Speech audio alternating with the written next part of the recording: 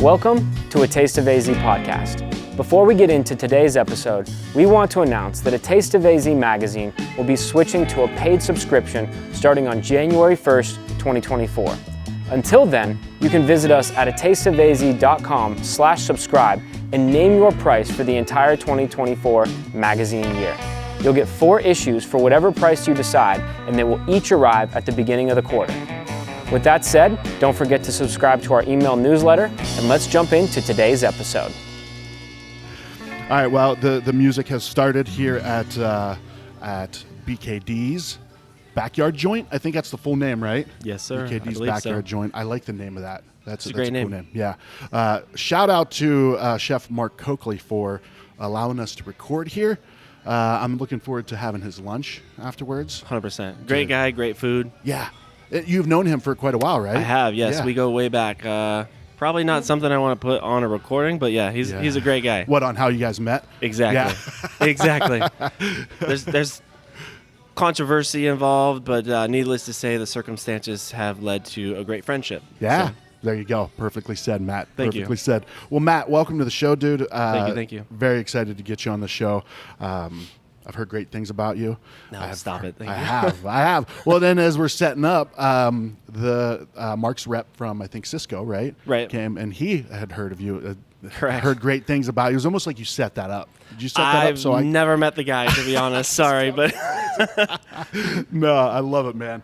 Introduce yourself. Just your name. Sure. So, my name is Mat Meyer. I am... the executive chef for the Handlebar Diner in Eastmark, and I am also the chef owner of Ansley Table. Nice, man. And new to the chef game? No, actually, not new at all. Long time, right? I have been doing it for a while. Yeah, I actually got started under my mom's wing, if you will, like many other chefs. Yeah. She owned a cake business in the house where we were growing up, and I kind of helped decorate, bake, do all that fun stuff. And oddly enough, I would cook my siblings breakfast and take 2 hours to make a side of potatoes, whatever, because I had no knowledge, right? Okay. So still super green, but eager to learn, to say the least. Let's back up a little bit. Where are you from? Where'd you grow up? Born and raised in Southern California. I grew up in Pasadena. Okay. And then the beginning of my sophomore year of high school, we moved to Monrovia. Okay. So yeah. Doing what? Like, what was child Matt like? Child Matt. Well, I definitely struggled to figure out who I was as a person. Okay. Definitely struggled to find what I wanted to do. Sure. I knew I wanted to do something. I knew I loved cooking, but just didn't know how to connect the dots, if you will. Knew that you wanted to do something, meaning like in the food, like in food and beverage and food industry. Correct. Okay, so you at least had it narrowed down to the industry that you exactly knew. Okay. How? How do you think you landed on that? All I wanted to do growing up was cook. Okay. Whether it was for mom, helping out for Thanksgiving, cooking for siblings. That's what I love doing. Okay. But I also really love music. Yeah. Oh. I'm a drummer. Have played for years. Not really playing now, but like I don't have time. Also, this music probably makes you want to play it sometimes, right? I'm dancing in my chair. Like we're good, but food. Like one of the coolest things I've ever been told by my uncle years ago was find something you want to do where people depend on you. Okay. Obviously, everybody has to eat. He passed away a couple years ago due to cancer, but he was a mechanic. Everybody needs a car, right? Sure. Or at least you should have a car if you're going to drive anywhere. Yeah. But so that really stuck growing up, and so now I do what people depend on me to do, which is cook for them and make really good food. Yeah, I love it. It's from that's kind of the same situation, right? So I didn't even know what industry I wanted to be in, right? Sure. So I grew up. My grandmother had a restaurant in our hometown up until I was probably like 10 or 12. But it was fun. Like it was cool. Like it was a neighborhood restaurant, Nice. But I went from criminal justice to physical therapy to veterinary. Like I want to do all of these things, right? It wasn't until really my late 30s that I realized I like to eat and drink more than anybody probably, right? That's what people kind of know me as, right? Sure. So I found that path, but for you, that's cool that you kind of understood that and knew that immediately. Right? Absolutely. And it's just now that I'm figuring out, okay, I want to help people as well, right? Like I want that to be a big piece of what we do. It's not just, I don't want to just eat and take pictures of it and, share that stuff. Obviously that's fun, but I want to help somehow, right? And so for me, it's like this is help by, helping people tell their story, help people find the places that they want to go eat, right? Awesome. Not necessarily just by, a great picture, which is awesome, right? But like, definitely good. I want to know the people that I'm going to go support, right? So that's cool. I like that, man. I like that you. your uncle told you that. Yeah. Yeah. It's something I'll carry with me forever, for sure. So was there ever a point where like you were going to, almost like, all right, I'm going to get on my motorcycle and drive to Vegas and become a rock star? Or did you always kind of, was there ever that dream, like to be a rock star? There was. Okay. And I think that's something all musicians kind of hope for, whether they are in a garage band or they're just sitting in their room playing the guitar. Like there's some kind of dream related to that. Yeah. But yeah, like, I mean, I played a lot of shows in my 20s with some of my back then good friends. Okay. I keep in touch with every now and then here and there, but yeah, I wanted to play shows for a living. I wanted to do all that, and it all came to a crashing halt when I found out I was having a kid. Okay, yeah, sure. So, that is quite the life changer, and you're never really prepared for it. No matter how much preparation you put behind it, you're just never really ready to go full swing into having a kid. Yeah. So, yeah, and they'll get you too. They'll blindside you and they'll give you more than you bargained for. Just a little bit, yeah, for sure. All right, so we'll back up a little bit. The food aspect of it, right? So you're cooking with your mom, always cooking growing up. Where did it start to kind of take a more serious turn? Honestly, we're gonna jump forward a little bit, and then we can go back. But I didn't really take it seriously until I got divorced in 2009. Okay. Before that, I was kind of working odd and end jobs, doing like home multimedia systems and low voltage work here and there in California. Not really happy, not really successful at it. Yeah. And quite honestly, I was miserable. Yeah. It wasn't feeding that inner passion I was looking to have fed. Sure. So yeah, I mean, I took flight 2009. I checked into culinary school literally months after my divorce, and just have hit the floor running.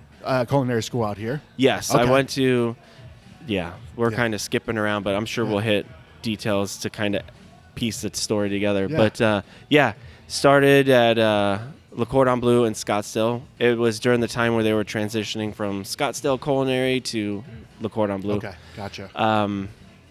Whatever. Potato, right? Right, exactly. No pun, right? Sure. I mean, that is a great pun true. for that. That's all good. That was great. So you go to, was there anything in that time period, like, from the time after, being in high school, graduating and the divorce that kind of maybe sunk your hooks in a little bit more into food? There were like some of those moments. Yeah, there's one I remember more specifically, and divorce happened 2009, and shortly after the divorce, I lost everything but the kids. Yeah. I'm stuttering. No, but, you're good, man. You're good. Yeah, it's lost everything but the kids. Yeah. Moved into a friend's house, and had to kind of reestablish grounds, figure out who I was. Yeah. What I wanted to do. I stayed there for almost a year with the two kids, living on very little to no income, really. Okay. And still in and out of court. I had a pro bono attorney that really just knocked the socks off of any situation that came my way. Yeah. And then right about the year mark of me staying there, I was approached and said, hey, I have to move out. Well, you could imagine with two kids and little to no income, like, what do you do? Where do you go? Yeah. And so I tried to search for an apartment. Nothing sank. And so I reached out to a friend of my uncle's. His name is James. And he's like, check out the House of Refuge. Your circumstances may or may not meet the needs or the requirements of checking into the House of Refuge. Yeah. So I reached out. 2 weeks later, I moved in. One of the most humbling times of my life, I have to say. I had to register as a homeless individual, which was heavy. You know, I didn't really know what else to do. I had 2 kids. Yeah.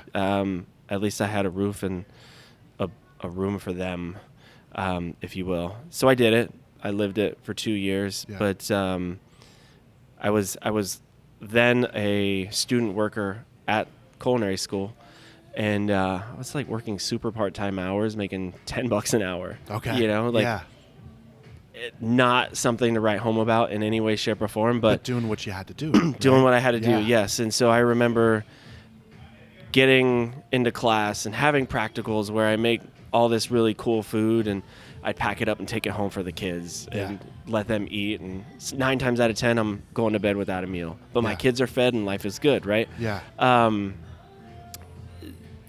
mean, it was an interesting time, but nonetheless something that has changed my life and better fueled me to be where I'm at now. Sure. So, yeah, that's very strong fuel, right? Yeah, for sure. Yeah, it's. I always say that there's some people that have really like never been punched in the face, right? Right. Yeah. Literally or figuratively, 100%. right? I was always scared to death of getting punched in the face. Even though I'm a big dude, I'm like, I don't want to get punched in the face. And I started doing boxing a few years ago before my kids were born, and I got punched in the face. I'm like, all right, that wasn't that bad. Nice. That wasn't as bad as I thought it would, right? But you get knocked down and you were fighting, dude, right? You were still fighting, and that's great that there are resources like that to help people like you out, you know? So what was it? House of what? House of Refuge. This is Arizona? They're in Mesa, Arizona at an old Air Force base off of Power in Williamsfield in the ASU Polytechnic campus area. Super, super cool organization. Just the other day I posted on my Facebook, it was like 12 years ago, where I did my first private dinner with and for the House of Refuge, where we auctioned off a private dinner by me, and it was cool. You know, the team I had behind me was incredible. I still keep in contact with most of them. Obviously, some of us here and there, we go our separate ways. But, I mean, I'm an open book, so ask whatever you want in terms of House of Refuge, what I did, what I didn't do, how I got through it, all that. Like, I'm here. Let's do it. Dude. Well, yeah. So what is, I mean, how is something like that set up, right? Because I didn't even know that there was, one of the side things that I want to do, I don't know if you know David DeLorenzo. He's like the bar and restaurant insurance guy. Yeah. Very energetic, huge Star Wars fan. Delo's awesome. But I want to work with him to start a podcast about Arizona nonprofits. Right? Awesome. Where it's kind of like this, where you hear the story behind, why did they start House of Refuge, right? Like, if people want to get involved, how can they get involved? If people need your services, so sure. So this is very interesting to me to learn about kind of the inside of how something like this works, right? So how does it work? Like, you reach out to them, where does it go from there? So there's an application process. You have to meet certain requirements. Most are battered women from poor relationships, and I honestly to this day don't know how or why I was accepted. Okay, but I guess I met the requirements, right? Sure. But I wasn't a battered wife or woman or an abused individual. Yeah. I just fell upon really difficult times and had no other means of getting back on my feet. But the program then, it was 2 years. You had a financial counselor. You had, I had a counselor I forget her name. Or I don't forget her name. I forget what her role was. But basically, like, she was a mentor to make sure I stayed on track to essentially graduate the program. Okay. And get back on my feet. So I had to meet with her every month. And you go through credit classes. You go through different means of getting back on your feet. So my financials were dug into pretty deeply. There wasn't much. I was going to say, it would be easy for me to, even at this point in my life, it'd be a pretty quick meeting for them. Right. Yeah, exactly. But it was very intense, very humbling. Sure. And, they link you up with certain people to help you do certain things, which is phenomenal. You weren't allowed to drink on property. You weren't allowed to smoke. One of the requirements was taking your SRP meter and keeping it on. If you ran out of electricity, you could potentially be kicked out because you weren't maintaining the agreement of staying there. Meaning like to conserve, like so there's enough for everybody to. Sure. Right. Yeah. And so I remember, like, it went off in the middle of the night, and I flipped out because like I don't have anywhere to go. This is it for me right now. At least that's what I thought. But so the next morning, like, woke my sister-in-law up, like, hey, just send me $20. I don't care what you have to do. Just, like, I need it. Like, I won't have a place to live without it. So she sent me $20. I put the meter on. Boom, I'm safe. Yeah. Like, we're good. Life is good. I still have a roof over my head. My kids are still going to be cool. Whatever. Yeah. But it helps you prioritize, like, where your money's going and what you're spending it on. Towards the end of my stay there, I got linked with an organization called the Open Table. And my life from that point has never been the same. Yeah. I remember coming home one day and there was a flyer on the door and it was about the Open Table. And I was like, yeah, don't need it. It's just another flyer on the door. Yeah. It's trash in my opinion. Well, later that week, a couple weeks later, whatever, I revisited with the flyer and I was like, I'm gonna give this a shot. Like, I'm at my wit's end. I don't know how I'm gonna get out of this program without like falling hard. Yeah.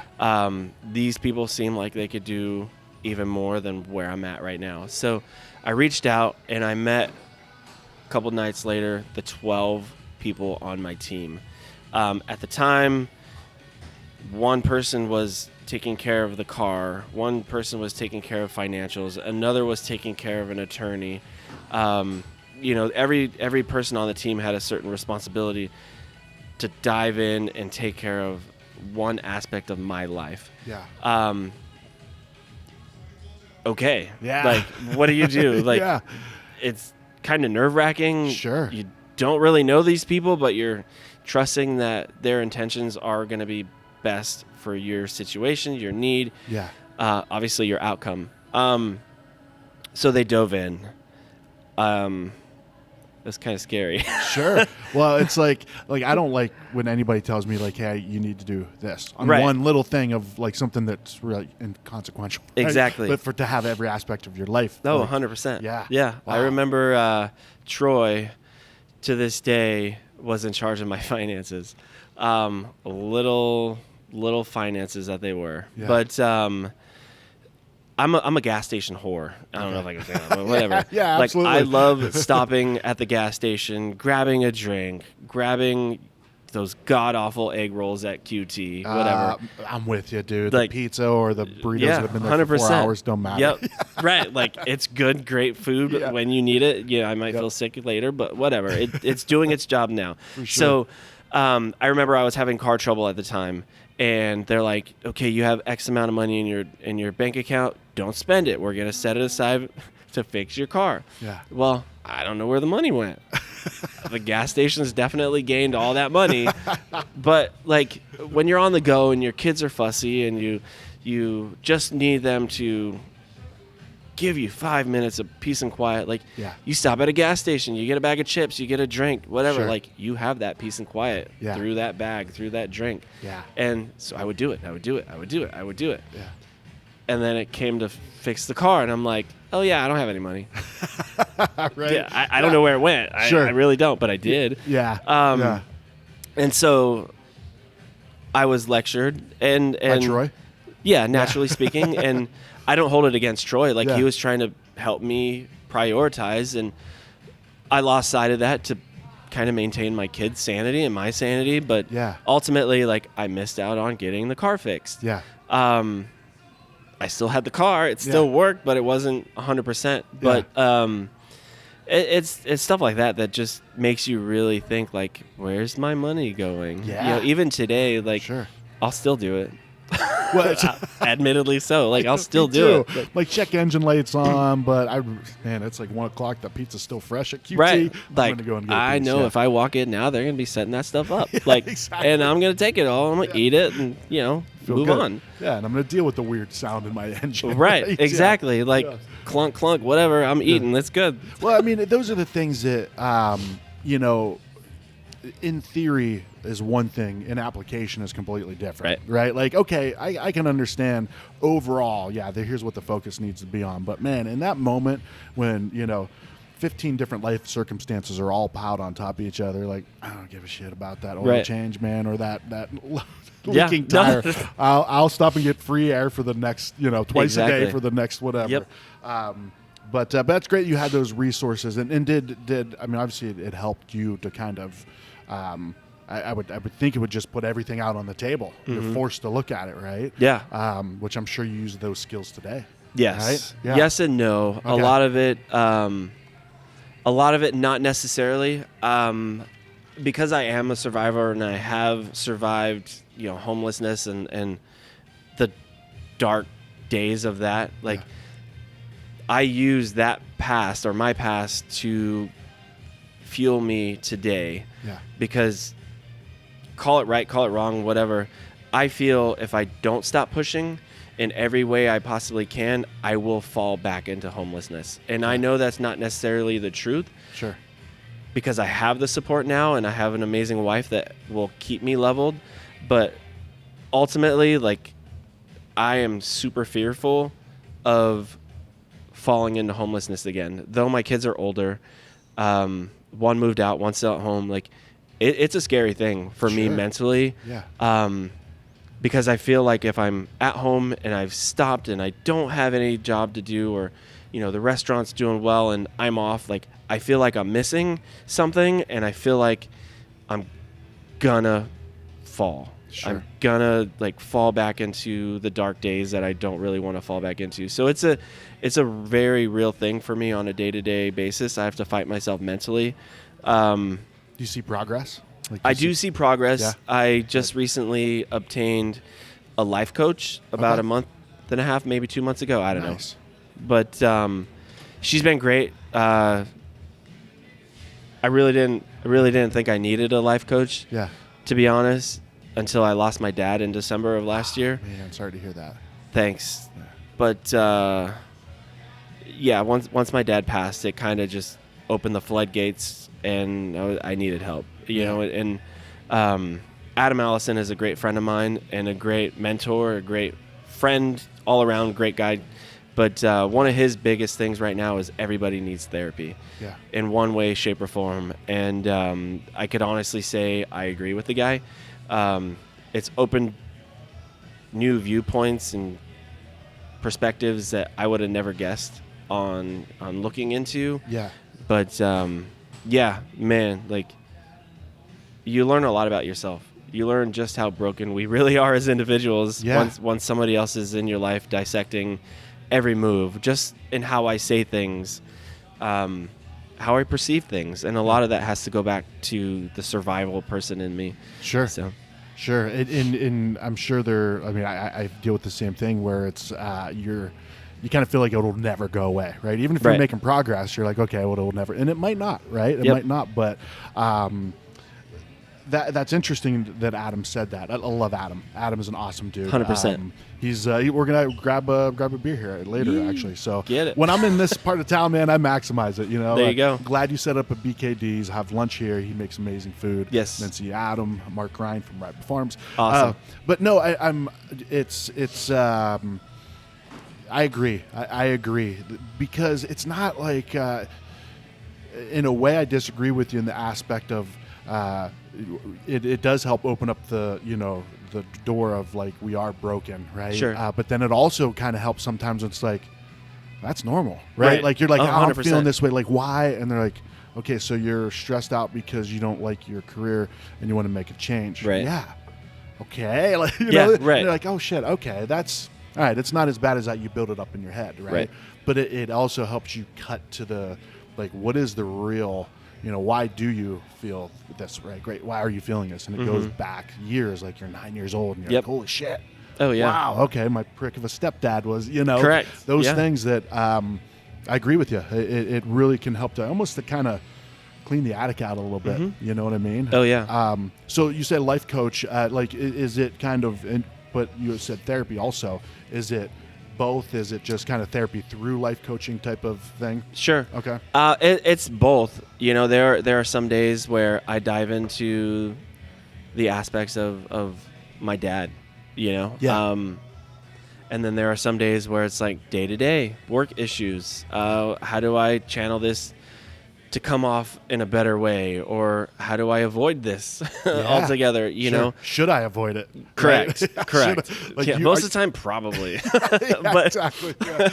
but yeah, no, it's helped because it takes me out of my head, really, and puts it into a different perspective that I would have not thought of otherwise, you know? And so it's cool, and I don't need to dive into details, but like it makes sense for me, Sure. you know? And coming from a past like I had, it helps connect the dots, if you will, for me. So, Absolutely. And does it give you just some kind of, you know, peace of mind? Oh, Sometimes, 100%. like, okay, cool. Yeah, there are I'm being times where ridiculous. like I'll have an hour-long session and I'll walk away feeling lighter than I sat at first, you know. For So sure. it's nice because it gets out of my head. Yeah. You know, it gets it out in the open, and it gets somebody else to dissect it and spit it back at me in a somebody totally knows different what way. they're doing. Exactly. Right? Like, Exactly. I think that's a key too, because, you know, when I started, you know, going to therapy, my wife, it was, I kind of felt bad that I couldn't talk to my wife about these things. Right. Sure. But you can't, right? I mean, Right. you can, but you can't. You can, but also they don't really know what to do. Sometimes she'll like, I don't know what to, you know, Yep. I hear you, but I don't know what to say. Exactly. You deal with a professional, somebody who knows, you know, just a little bit more, right? And it really helps. So Absolutely. hey, let's take a quick Sure. break real quick and hear a message real quick. We want to announce that A Taste of AZ magazine will be switching to a paid subscription starting on January 1st, 2024. Until then, you can visit us at atasteofaz.com/subscribe and name your price for the entire 2024 magazine year. You'll get 4 issues for whatever price you decide, and they will each arrive at the beginning of the quarter. All right, so we're back, and I want to keep digging into this a little bit because I get it. I get the drive, right? You get the, you know, and you talk about not being able to stop. I feel the same. I think now, how old are you? I am 40. 40. Okay, I'm 44, right? Nice. So I'm just, to me, you know, in the last year, probably I've realized this more and more is I gotta stop, right? Yeah. I gotta stop. Do you? Once again, do you see progress with that? Like progress on like it's okay if you take a day off, Matt? You know, The workaholic in me says no. Sure. It's scary to stop, but then the family guy in me says, dude, you need to like do it sooner than later. But it's scary for me. You know, it really is scary for me. well, you have a real life, like you have something that like is deep in you, right? It's not oh, I'm afraid this is going to happen because my cousin's ex-roommate happened to, like, this happened to you, right? You lived it. So 100%. Way easier said than done, than, you know, but sorry, go ahead. No, you're good. Like, it is scary because I don't want to revisit where I was. And it's a defense mechanism in me, really, because I know it's not going to happen because I have the drive and the drive will continue. But along the way, I've missed so much just trying to avoid going backwards. For example, like today my kid is 19. Yeah. And he moved out a month ago. But I honestly, and I hate to say it, I can't remember the last 10 years because I pushed so hard and I worked so much to avoid being homeless, and it was at a cost. Okay. And that cost obviously was me being here now, not remembering what took place in my son's life. Sure. or I remember bits and pieces, but I haven't been the best of father. Yeah. I was there, but was I there? Sure. I wasn't always there to meet the needs of him or his brother, and that's something I've messed up on along the way, admittedly. But it was to protect myself, if that makes sense. And I know that sounds wrong in so many ways, but unless you or anybody else has been in my shoes, I don't think it's really explainable to where it would make sense. But like I'm downright afraid of being homeless again. Yeah. And yeah, like we talked about on the break, I sleep with the same blanket I had when I was at the House of Refuge, because it gives me comfort and it allows me to avoid being homeless again. Yeah. It's a blanket. Quite honestly, it's a Toy Story blanket. Yeah. Like whatever, but Sure. that's what was donated to me, 12 years ago, and it's a constant reminder of like comfort. Sure. Really, Sure. I know that's a weird, twisted way to look at things, but again,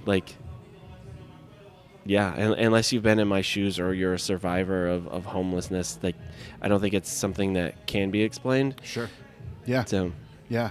But we're still young, dude, right? Yes. Right? Yes. You're still young. Absolutely. 40, and you look back and you reflect, and I think one of the keys, and I'm not one of those certified therapist or someone to talk to, but in my eyes, it's those are, you learn from those, right? Right. And the first step is understanding, Mm-hmm. right? That you like, and being like, oh shit, okay, Yeah. all right. Right. But once again, like you said, like, I mean, you were in a situation that most people don't have to deal with, Sure. right? So you were surviving, Right. And yeah, I think that alone is a huge accomplishment for you, Thank and your kids, for sure, yeah. man. Right. Yeah. Yeah. I mean, do you still have a good relationship with the kids? Yeah. I mean, I'm constantly working on it. It's a work in progress for anything, any Sure. relationship, whether it's your kid or not. But, like I talked to my son this morning, and I mean, he woke up and had In-N-Out, Yeah, and hell yeah. It's his birthday, right? it's his birthday. Yeah, Yeah. hell yeah. 19 years old. If you wake up and have In-N-Out, you're kind of winning. Hell yeah. I mean, there's no way to put it Yeah. other than that. But I mean, he's thriving. He lived out here with me since 2007, and then moved to California, where he's spreading his roots and getting to learn what it's like to be a 19-year-old out of the nest. Yeah, And I yeah. couldn't ask for more. He's gonna mess up. Sure. He's gonna make Hope mistakes. so, right? Yeah, right. You want him to. 100%. I could hope for the best, and I do. He's also in the industry. He wants to Okay. take after Dad, me, Nice. but which is also scary, right? Sure. But yeah, and then there's my youngest, Austin, who's going to be 16 and super, super talented artist. I've actually taken him to private dinners with me, where he just lights up and excels in anything he puts himself into. And Nice. so it's great. It's also very humbling to see, really, you Yeah. know, from what we were to where we're at now. That's great. Yeah. It's awesome. Hell yeah, man. I love it. And he's following in your footsteps. And so what kind of art does Austin do? Like just all kinds of stuff? Anything he puts I can't even talk. Anything Yeah. he puts himself into, really. Yeah. He's a great artist. Loves to draw. Actually, a couple of my oldest son's tattoos are drawn by Austin, Nice. my That's youngest. awesome. Loves the culinary field. Doesn't know if he wants to dive in fully or not. He's 16. Like, what do you know at 16? Sure. Yeah. Yeah. I knew everything. I don't know about you. Yeah, I mean, yeah, fair. But it's also a different day and age, right? Yeah. This generation is, Yeah, this generation. Mm-hmm. It is, yeah. Well said. Well said. Yeah. My girls are still, mine are 9 and 11. So this is the next generation, I guess you could say, and it's interesting to say the least. Like, absolutely, I say shit every day that just I'm getting older and older. It's like, it's like coolness and what is trendy and hip is just, it's like the boat has sailed and I lost it, lost the rope. Will it back. I don't even have the rope anymore. Yeah, I don't have the rope anymore. I just let go. I'm like, I'm done. Yeah. I'm gonna buy white New Balance and just. I wouldn't go that far, but or Skechers. You won't find me in a pair of Skechers either. Yeah, that's true. That's true. What are the ones too with the the rounded bottom things? Hokas or something. I don't know. Wheelies or I don't know. Whatever. I don't know. Wheelies. Actually. A shoe you won't find me in. Yeah. Well, so let's talk about like the culinary journey. Right? Yeah. Like so you just decided that you knew in general that you wanted to be in the culinary industry. Yep. Did you have any specific focus on pastries or this or that? Like, was there any specific thing you wanted to focus on? I just wanted to cook. Okay. And to this day, that's all I really want to do. But yeah, after culinary school, at least after my first degree. I was recruited by Bo McMillan at the culinary school. And, Twice his name has come up in the last 2 days. Nice. I did an episode with Over Easy yesterday. And I think Bo started Over Easy, right? I think so, yeah. Maybe. I mean, he's probably linked or whatever. I wouldn't doubt it if he did. Yeah. Guy's a super, super talented guy. So you got connected with him. Got connected with him. I actually put myself on a leave of absence just to work for him. Through the school, like he had of all things come to judge a pumpkin carving contest at the culinary school, right? And I was at the top of my class, and so the executive chef there, John Paul Hutchins, I probably botched his last name, but whatever. John Paul, great guy. Linked me to Bo, and I was offered a job with Bo, and I worked under him for a while and learned everything I could possibly think of, which was completely opposite of culinary school from the guy. And I left, and he wrote me a killer letter of recommendation, which just opened so many doors at the time. Yeah. And from then I went odd end jobs. Like at the time I was going through custody battles with the kids and my ex-wife, or not with the kids. They weren't fighting me for custody, but that whole thing, while fighting homelessness and figuring out what to do next and whatnot. But eventually I just landed at the diner. I was working there 4 or 5 years ago, something like that. And Adam was the executive chef and owner, and I really just took to him and everything he was showing me. I had been in restaurants before him and everything, but just created a really good friendship with him. Yeah. And at the time, I was in the nursing home industry, culinary director, whatever, and working at the diner. And then I took on an executive chef role at another restaurant in Chandler that will remain unannounced. Okay. But that's also where I met Mark Coakley. Okay. And he wasn't working for the restaurant, but it's one of those things where, like, you can't talk to this person if you want to work here. But I did. Yeah. And I did. Yeah. And I wouldn't have changed it for the world. Great guy. But yeah, like all I wanted to ever do was cook and be good at something and feed somebody and have a career based on somebody needing me. Yeah. And like I said earlier, my first private dinner was 12 years ago, and a year ago I started Ansley Table. We do private dinners, caterings, really cool events, really, really fun events. And the last year has just been incredibly eye-opening, like blessings after another. Friendships have been built. I've met and cooked for some of the craziest and coolest people out there. Yeah. And I'm still moving forward, right? Like I'm doing a murder mystery on the 5th of this month, so in a couple days, I probably need to get prepared for that. But Like, oh, shit, that came quick. yeah, right. It's like right there. But and then I've done events with Adam Allison, Jeff Krause, like some of the biggest names in the industry. And I've never really looked at myself as somebody who's a big contender or a big name in the industry. But then I'm like, I'm keeping up with these guys, you know, like I'm collaborating and I'm throwing down with some of the best names in the industry, which has you think like, where does Matt stand on the totem pole in the industry? And while I'm not like trying to be the biggest and baddest in the name or in the industry, but like it's really cool to see that I've come so far and now I'm doing really cool stuff with big names. Absolutely, like, dude. And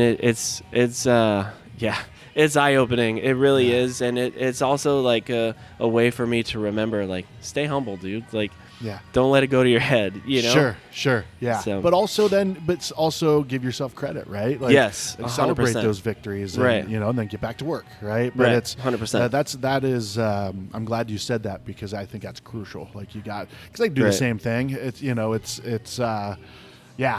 so good, man. That's good shit. It really is. You know, and my wife is a big advocate of staying grounded, staying humble, and I do get ahead of myself. I really do sometimes, because it's eye-opening for me. Like I'm living something I would have never thought of 12 years ago. Sure. Yeah. Because I didn't have the hope. I didn't have the concept to grasp at the time that like one day you're going to be out of this. Yeah. You know, and for sure. And now that I'm out of it, I'm like, dude, I'm living a dream. Like I really am living a dream day to day. I'm carrying on a legacy that somebody I looked up to put in place. You know, Adam Allison, founder of the Handlebar Diner. Sure. Yeah. Now I'm like executive chef of the diner. I'm reliving, or I'm living a dream he dreamt, but in a totally different light, because he's moving on to bigger and better, and I'm carrying on that legacy that he put in place. And it's the coolest thing ever, you know? Like, like it's awesome. And I love it. I have nothing bad to say about the dude. Like he's given me so many opportunities to shine and put my name out there, and he's a big supporter of who I am and what I do, and I couldn't ask for anything more. Yeah. So. Love it, dude. And to see Adam in action too, like, you know, because I don't remember exactly where I first met him, but we had him on the podcast. He was one of the first guests, but nice. it was during COVID. It was on a Zoom, right? We didn't we didn't have him in person. But I saw him at a dinner, and you might have even been there. It was at the guy John from World Class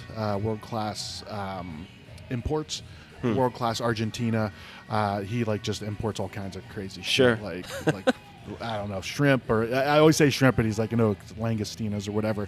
But anyways, so I see Adam so two chefs, like these dudes, like legit chefs from South America, like these guys were competing, like yes, like he invited me to that. I couldn't make it. Oh, dude, it was incredible. It was first of all, like you walk into the place. I mean, I come from like rural Ohio, so like a lot of stuff out here. I'm like, well, it's a big house, right? This is the biggest, nicest house I've ever been in my life.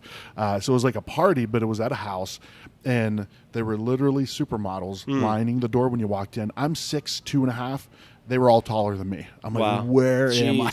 With heels or without heels? Well, they had heels, but that made them like 6'6". Oh, geez. Right? But still, I'm like, and they had like crab, like a crab bite for like when you walked in, like a welcome bite. Right. But these two big time chefs were competing on some tasting menu, and then there was a ton of other chefs there that were basically making food for all the guests, right? Like the regular food.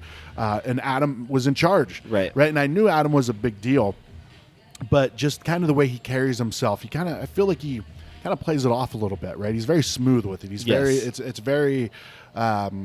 I don't say nonchalant, but it almost seems effortless, right? Right. And then you It see really him, does. right? And then you see that in action, and he was still the same. He was still, but I'm like, Yep. dude, he's in charge of all these chefs, and I Yeah. recognize a handful of them. Like, all right, dude, Adam Allison's the shit. Yeah, 100%. And he's Yeah. super calm, like Yeah. all the time. Like that point in time when you're over that many people, let alone chefs, like it's a very stressful time. Yeah, The kitchen life is a very stressful time. for sure. But he gets in there and nothing phases him. Yeah, And I've tried to mirror that.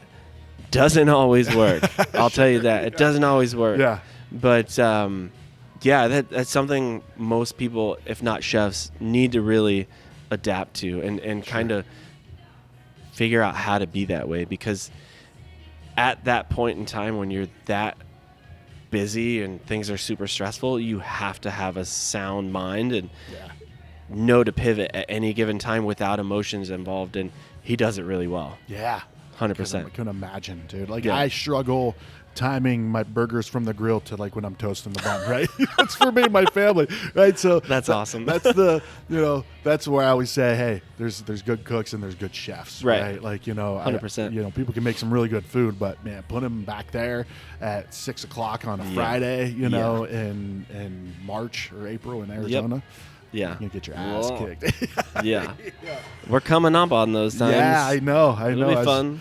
It's 100. We just broke, I think, records Yes. here in Arizona, so Which is nuts. yeah, it really is, man. And it's hotter in kitchens. For those that never worked in kitchens, it's a lot hotter in the kitchens. So. yeah, it's brutal, man. I say that I only worked in the kitchen back in Ohio, but it was Chili's. I was a Sure. fry cook, hated it. Nice. That was actually, Chili's was my first job. I was a host. Really? Probably Okay. something I don't want to admit, Yeah. but it's out there now. It's out so there now, it's man. out- Yeah, chili buddies, man. That's awesome. Well, so before we wrap all this up, Matt, what do you like to cook? Like, what are the things, like, through years of experience, the things that, like, you really like to focus on and you maybe see kind of the future including more of that? Sure. Kind of taking it back to my Beau days, I am a big American classic guy with an Asian accent. I love Asian food, like, by all means, like, one of my favorite foods. So yeah, I still put that Asian twist to anything. I still love cooking Asian food. Where am I going in the future? Food wise, I don't know. Like, I'm getting ready to roll out a new menu for the diner. Hopefully in September, next month. There's a lot of Asian cuisine, a lot of Asian accented cuisine on that. From your play on a poke bowl to a play on bulgogi beef or, whatever. Like, Yeah. I just love the flavor profiles. I love what it does to me. I love how it makes me feel. But also I love quick and easy. Like, I'm not a big burger guy. Like, it's one of my least favorite things to eat. I know people are probably going to cringe, but we will have burgers on there. I have a couple new burgers coming out, but yeah, like, I honestly, like, food is everything to me. Like, it's my fuel, it's my passion, it's my dream. I don't care what it is that I have to cook. Honestly, as long as you are happy with it, and I see you're happy with it, that's great. Yeah. But on the flip side, like, people ask all the time what I like to eat. And honestly, if I'm not cooking, that's what I like to eat. Yeah. Asian So food? anything. Oh, anything. Like, as long as I don't have to cook Sure. it Oh, I sometimes, see what you're saying, like, yeah. I went to my cousin's recently in California, and they're like, "Oh my gosh, we're cooking for a chef." And I'm like, "Just give me what you got. Like, I don't care. Like, as long as I don't have to be in the kitchen right now because I'm doing other things, it'll be great. Yeah. And it'll be the best thing ever." Yeah. So I'm not super picky, but then again, I am super picky. But also, like, I just love to eat. Like, So super picky. I think I might know what you mean with that. So my background is craft beer, and yum. my friends, you're a craft beer Ah, guy too. yeah. I got a book for you. We wrote a book actually. Yes. Have you seen it? I have. Do you have one? I don't. No. I will get you one. I will get You you are the one. man. I dig it. So, my friends joke with me like, "Oh, dude, you become a beer snob." They're like, "Oh, is there any beer in that fridge that you want?" And I'm like, "Dude, I'm not a beer snob. Like, I don't Like, it's not like, oh, I only like these or I only like this. I like all styles, but I've become a snob with quality, right? It's got, Sure. I'm going to go for the freshest one, right? I Right. might like this IPA over this one, Yep. but this one was canned 4 months ago. This one was canned 2 weeks ago, Right. right? Makes a big difference. It does. So when you say that, that's what I think of. Like, same with food too. Right. Like, I'll eat whatever. Like, if I'm left to pick, like Mark here at BKD's, like if there's something smoked, I'm getting that probably. Yes. Or the pizza. Yep. Or one of the other 1,000 things, right? Yes. But it's the same. Like, if I come here and Mark's like, hey, what do you want? I'm like, I don't know, man. What do you want to make surprise me? Yeah. And he's good at responding to stuff like that. Yeah. And in my opinion, some of his best work comes on the fly, like Sure. Yeah. right then and there. Yeah. And not to say his menu is not good, because his menu is great. It's phenomenal, and I love his approach to food. But yeah, like some of the best food anybody will put up is, in my opinion, on the fly. Like, you have no idea where it's coming from or how you got it out, but it's there and it's flavorful and it's good and it makes you happy. Yeah. So for sure. Awesome. Well, so tell me a little bit more about Ansley Table. Like, so what is what do you offer? How does how's it all work? Absolutely. So Ansley Table, I'll start with a backstory. So while I was in California, I grew up on a street called Ansley Avenue, where my mom helped kind of teach me the basics of cooking and really helped me experiment, if you will. And so I wanted to kind of put that in motion as a tribute to my mom. And so while my wife and I were deciding on a name, she thought of Ansley Table. Ansley because it references the street I grew up on, and then table because, well, we're sitting at a table now, and you should typically sit at a table while you eat a meal. Yeah. Right? So I combined the two with my wife's recommendation, and that's where it's at. But so Ansley Table, we do private dinners, we do weddings, caterings, intimate 2-person anniversary dinners. There is no occasion too big or too small that we won't do. Okay. Because we do it. We love it. I started it with my buddy Josh. Great guy, super, super talented. One of the most talented guys I've ever had the privilege of working for, outside of the professionals I mentioned earlier. Yeah. This guy is super talented to the point where, like, I will set him up on a dinner and give him a menu, and it's a super bizarre, off the wall menu. And I won't give him a recipe. I won't tell him how I want it to be, and he'll just execute it like nobody's business. Yeah. And he continues to do it. We continue to grow.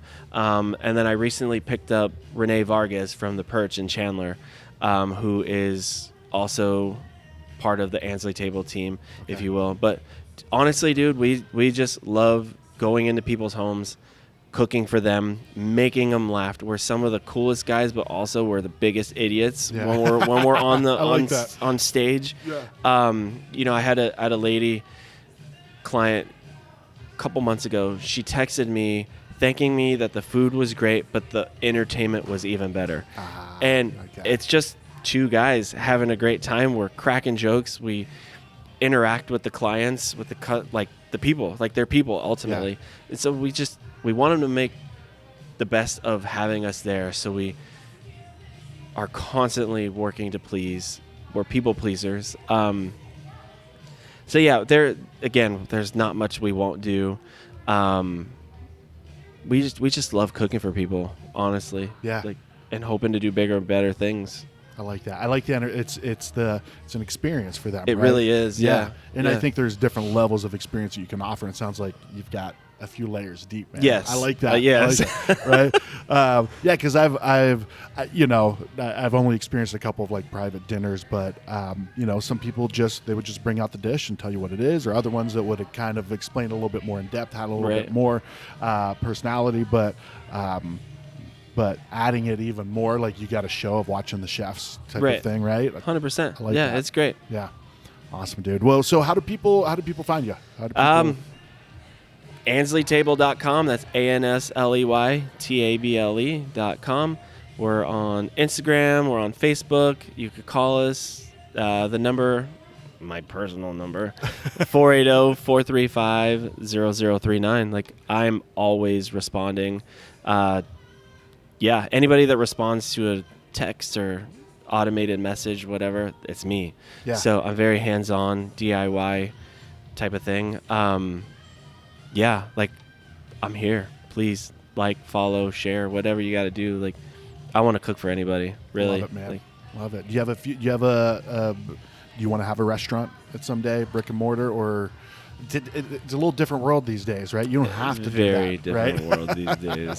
Some people are like, I don't want to do it. Like, so Yeah. do you have a goal of something to happen, something like that? I mean, or? I did. Yeah. I don't know where that's going. But I love where I'm at. You know, Sure. the diner has been really good to me. Chasey and Kevin have been really good to me. Ansley Table, geez, that's been great to me. You know, so I want to capitalize where I'm at, like, if that makes sense. Yeah, absolutely. So- Absolutely. It's like that always elusive thing in the industry is freedom. Right. Right? Like, usually, like, if you're, okay, this is my restaurant now. Mhm. I'm here for 90 hours a week, Right. whatever it is. Right. You're able to pursue the things that you love to do on your own terms. Correct. I like yeah. that. And that's what Ansley Table is all about, really. There's no rhyme or reason on what we do and how we do it. We just do it, and we try to have fun with it while cooking great food, really. I dig it, man. So, I dig it. Perfect timing. We got Mark from Riba Farms just walked in. We're Awesome. going to have some lunch. right on. What's up, buddy? How are you? Good, man. Good. What's that? No, you're good. No, you're good. You're You're totally it's fine, man. perfect. We'll give you a shout out. Riba Farms. Mark does some incredible. Have you met Mark? I have not. All right, I well, will. You guys will meet after this. Yes, yes. Rogue Rhino, right, Mark? Rogue Rhino. Check out Rogue Rhino on Sounds good. Instagram. Absolutely. But Matt, thanks, dude. Thanks for Yeah, joining. thank Thanks for you. reaching out. And keep up the awesome work, man. Thank you. Well, you know, I haven't had your food yet, so I don't know if I'm quite ready to support this. Well, but- I do have an event coming up in September Okay. that I'm doing with Jax of Fair Expeditions AZ, and you're on my guest list. How about that? You're the guest list starter. How about that? Yeah. So, Nice, man. I'll give you details because I'm not going to announce it on here yet. Hell but yeah. Okay. Yeah, But we'll- you'll announce it on the Ansley Table, I will announce it on Okay. Ansley Table. and we'll share it on Taste of AZ as well. Awesome. So, Sounds good. awesome, buddy. Appreciate Right it, on. man. Thank you. Bye.